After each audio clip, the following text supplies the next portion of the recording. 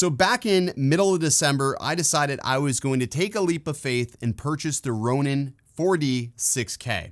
Now at the time, I had no idea that the Ronin 4D 8K was going to be launching. And I probably still would have bought the 6K version because looking over the specifications, I feel like the 6K is more suited towards what I am doing, which is real estate. I also recognize the fact that buying a $9,000 camera system for real estate may be considered overkill. But this past year, I have tried to step away from finding the shortest workflow and the easiest way to do things and try to complicate things and really provide my clients the highest quality product that I possibly can deliver. While everybody's looking for shortcuts and running to the easiest direction to go when it comes to real estate videography and photography, I'm heading up the steepest path, the hardest way, because again, at the end of the day, it is an industry that is becoming diluted with quick and easy video that all looks the same. And I want all of my products and everything I do to be different than everybody else's. So part of that is to be able to have equipment that can do things that others cannot. Hence why I bought the 4D, and I'm going to talk about my experience with this camera over the past 3 months. Let's get started. What's good, everybody? Ken here. You're watching OriginaldoBo. On this channel, we talk about drones, tech, and I do real estate videography and photography. My main job when I am not doing YouTube is I have a business called Apex Imaging Media. We operate out of the Tampa, Florida area. I've had this business for the past 4 years. It's only been the past year and a half or so that things have really taken off to another level. And because of that, I'm really trying to step the game up of what we create daily for our clients to give them the best possible experience. So I made the decision, like I said, back in mid-December to purchase the Ronin 4D. I never really saw a whole lot from this camera when it came down to the real estate perspective. I always hunted and searched for real estate specific videos on this camera, but always came up short. Like I never really found a lot on this camera. And I get it, it's a big risk to take. And if you don't have a lot of video business, this camera may sit pretty often. Now, I'll be lying to say that I have used this a whole hell of a lot, because if you're following me on Instagram on Apex Imaging Media, you'll notice that I do a ton of vertical content. None of that vertical content is created with the Ronin 4D. That is all my Sony ZV-E1 on a Ronin 3 gimbal set up in vertical mode, which is sort of crazy because we do a ton of Instagram Reels for clients, and that's predominantly the vast majority of my video business lately. But we still do a lot of horizontal videos, and when we do these videos, we want the production quality to be the highest. So let's just go over what makes this camera system so unique, and it's obviously that Z-axis stabilization, where you can basically run full speed and look like the camera is just gliding. It is incredible to witness, and it's incredible to see in person. The first couple of times that I've used this camera, it just absolutely enamored me with how easy it was to get super stable shots. With that being said, there are some drawbacks to this camera system that I'll have to go over with you, because it's not all sunshine and rainbows, unfortunately. But these are the things that I don't feel a lot of people are talking about, because maybe they don't do real estate photography or videography and these issues wouldn't spring up for them. But this is just what I've found in my time using the camera. So first things first, it does have the ability to shoot up to 6K 50 frames per second. Most of the productions that I do are 6K 50 frames per second. Maybe asking yourself, why not 60 frames? Well, if you shoot 60 frames per second, you will incur a crop factor or have to film in the APS-C mode, which is Super 35. Not the worst thing in the world, because honestly, I've dreamed for a camera that was filming in 48 frames per second, because I always felt like 60 was too slow. So I feel like 48 to 24 is a good sweet spot. And I never have felt that the images are too fast and not slow enough. So not really a huge deal breaker there. In order to film in 6K, you do need to have the SSD, which is installed on here. That is an additional cost and not included with the price of the Ronin 4D. And if you are going to use the DJI Ronin 4D SSD, you do have to purchase the SSD holder as well, which is an added $299, which I think is a little bit ridiculous at that point. I really felt like the nickel and diming approach really came into play when it came to adding that SSD on for the Ronin 4D. And I am using Sony E-mount lenses, so I did have to buy the adapter, which the adapter is one of the cheaper adapters, which is $299. Now, one downside to the E-mount adapter is it is produced by a third party, which means that you have to run software updates independently to the adapter using this sort of lens cap system. It is a convoluted way to update, but once you update it once, it's usually pretty much good to go. The last update was in early December for the E-mount adapter. I've already updated it and it has been working flawlessly since. So it is nice to use native E-mount lenses with the Ronin 4D.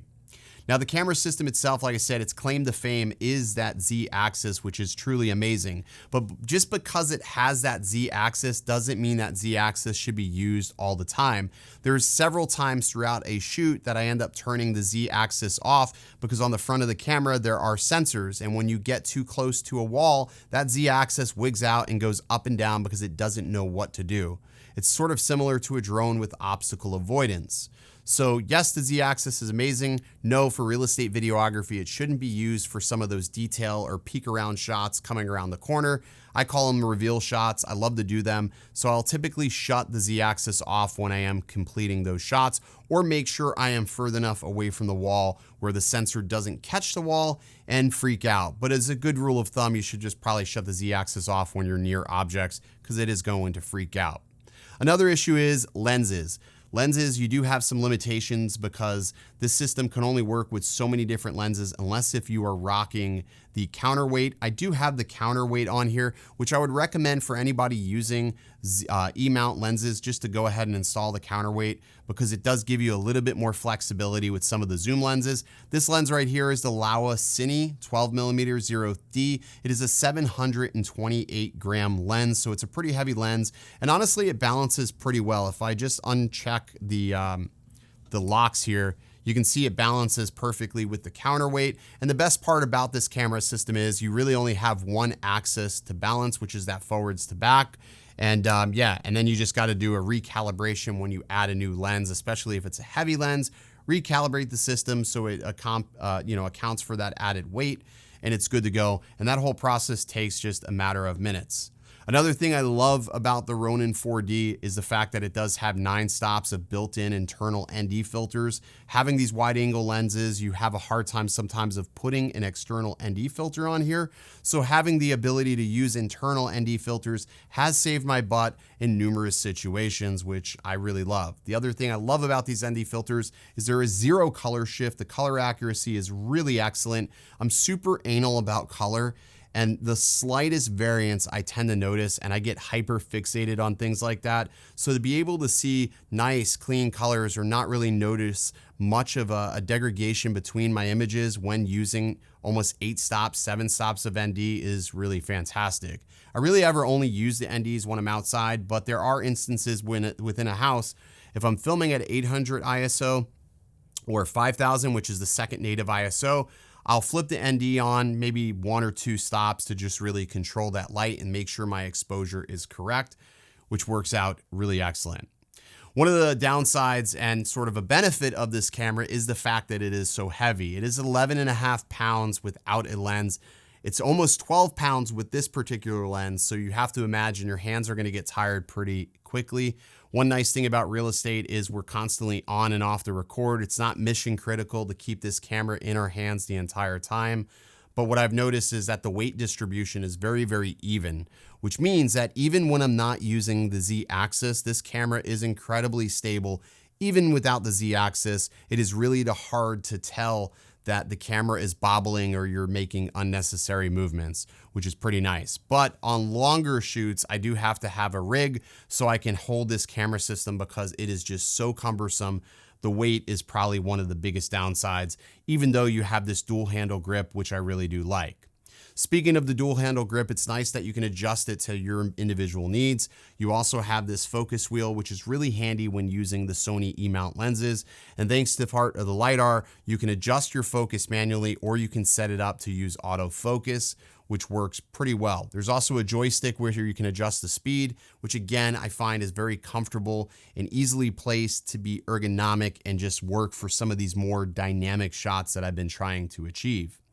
Speaking of the autofocus works really, really well for a human subject.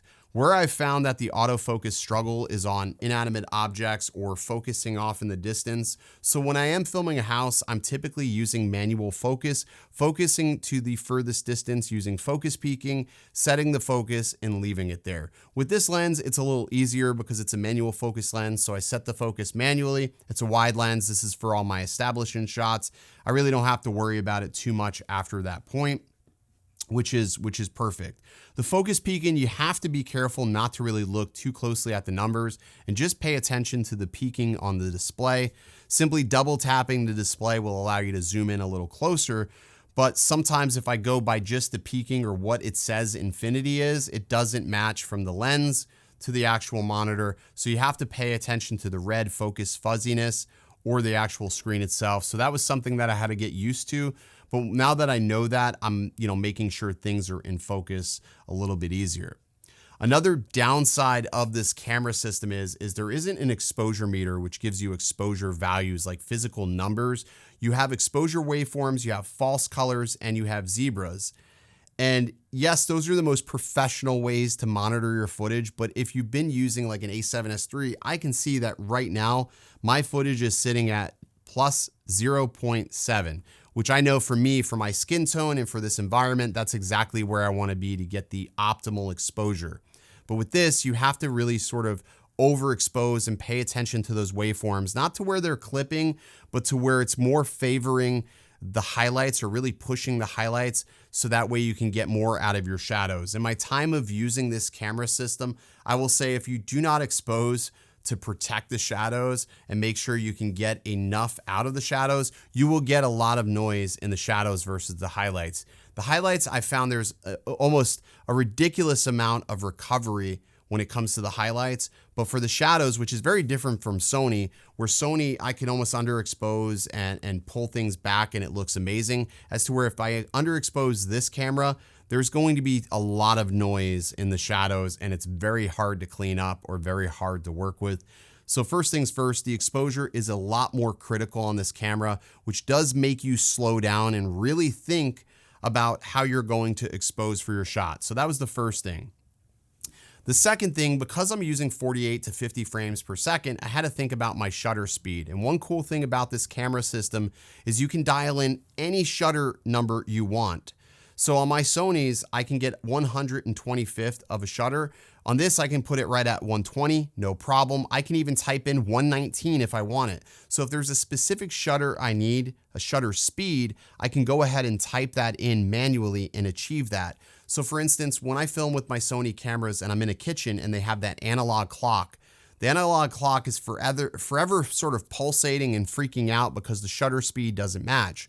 But if I adjust the shutter speed, maybe the LED lights start banding. But with this camera system, I can adjust it to exactly the hertz and the frequency of the lights, make sure my analog clocks aren't blinking all crazy, and it just looks so much nicer than having that blinking. I always felt that that blinking was unprofessional, but there was nothing I could do about it because of the shutter speed. So that is something that I think is underrated and I really do love. Speaking of the UI on this system, the UI is just to die for. It is the easiest UI I've ever had to navigate a camera system. It's intuitive, it's simple. Whether you've been familiar with a cinema camera before or not, it makes understanding it easy for a beginner or a novice or even somebody who's super experienced. The camera system UI is the best I've ever used on any camera, and I mean that 100%. It's awesome. Also, having this touchscreen along with 1,000 nits of brightness is pretty handy. Definitely nice inside of houses, and it's also nice that it articulates with such ease. It just really makes it easy. You also have some tactile buttons up here as well to make navigating easier. I do find that the screen scratches really easily. I have a couple of scratches in it already. I did order a screen protector, so hopefully that arrives pretty soon. Battery life. Battery life isn't the best. I get about an hour and 20 minutes out of one TB50. And I'll just go ahead and pop this here. TB50s are about $169. I do have about 4 of these batteries on deck at all times. They charge relatively quickly. Now, when I first bought my Ronin, the very first battery that came out of the Ronin was bad. And that's not uncommon with these TB50s. If they sit too long, the cells drain past the point of able to recharge. And anyways, I had to get DJI to warranty out the battery, but I already have an Inspire 2, so I was able to use those batteries from the Inspire 2 with this, which was pretty nice. So definitely it was helpful, but $169 a battery isn't cheap. I would love to see a V-mount adapter. Now the camera system itself is pretty modular. So this whole back plate comes off, and I actually have the transmission unit that mounts to the back. And for a little while, I was using the transmission system because I can give it to the agent so they can see the shot with me. But what I found was using the transmission system with the microphone was a no-go. I was getting a lot of static, a lot of noise. So I ended up pulling the transmission system off, but pulling the transmission system off also helped the battery life, which was pretty nice.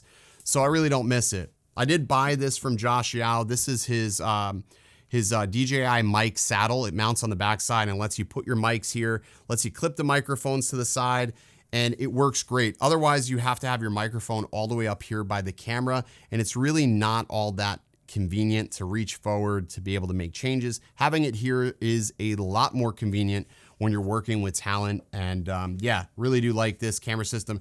You do have to keep an Allen key on hand because you have to keep it sort of loose so you can get your battery in and out. As you can see, I got to flip this up to get the battery out and get the battery back in, but honestly, not a big deal at all. Here's my 3-month take on the Ronin 4D. I think I was a little bit too premature in purchasing this. I didn't really take a look at the business I was doing and seeing how much vertical video I was doing. But with the consideration of built-in ND filters, 6K, and just the modularity of this system, I can't really be all that mad. They do seem to be updating it. The color science is very similar to Sony's. It just has, I think, a better highlight roll-off personally. And yeah, I mean, overall, the footage looks smooth, looks amazing. The couple of projects that I've done with this camera have left me saying, wow, I really do like the end result. So I'm really not all that upset about the purchase. I wish I did a little bit more research in understanding the frame rate situation a little bit and the crop factors, because again, certain resolutions and frame rates, you have incurred certain crop factors, which again, it's not a deal breaker. For every issue, there is a solution with this. However, one of the biggest issues is this shoots cinema 4K, so I do find myself scaling up to match the 3840 by 2160, hence why I'm shooting with the 12mm Laowa, because when I punch up, I'm typically punching up 108% to deal with that crop factor. So my plugins that I use for my editing work with this camera. But yeah, all in all, it's a very unique system. I'm gonna stick with it just because there's nothing else like it, and some of the shots you can achieve with the Ronin 4D in real estate is just truly amazing, to be quite honest. But anyways, that's gonna do it for this video. Hopefully you enjoyed my first impressions. If you have questions or if you want to see some of the work that I've done with this camera, like I said, there'll be some links in the description below where you can check out my professional socials. And if you have any questions on this or considering this camera and you want to talk personally, let me know. I'll be more than happy to talk to you about my experience further. All right, that's going to do it for this video. I'll see you in the next one. As always, stay original. I heard they checking for me, no one checking on me, so I had to go run up a check. I got the message on me, ain't no flexing on me, my attorney gon' call and collect. Blessings on blessings for me, my successes only made them envious, they got upset. I had to put all their egos in check.